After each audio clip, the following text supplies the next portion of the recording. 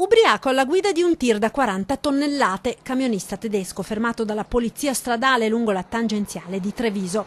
Ieri sera, nell'ambito dei controlli sulle strade, intensificati a seguito della serie impressionante di incidenti mortali degli ultimi giorni, gli agenti hanno fermato un auto articolato visto zigzagare pericolosamente. Il conducente, sottoposto al controllo con l'etilometro, è risultato avere un tasso alcolemico di 1,28 grammi per litro, quando per i conducenti professionali il limite è 0, essendo vietata l'assunzione di qualsiasi sostanza alcolica per ovvie ragioni di sicurezza, data la tipologia di mezzi condotti.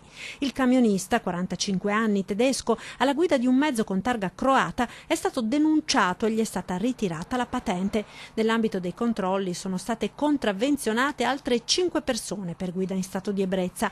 Le sanzioni sono pesanti: multe fino a 3.200 euro, decurtazione di 10 punti e sospensione della patente fino ad 1 anno. La Polstrada fa sapere che i controlli verranno ulteriormente intensificati nei prossimi giorni, sia per l'abuso di alcol che per l'uso di stupefacenti.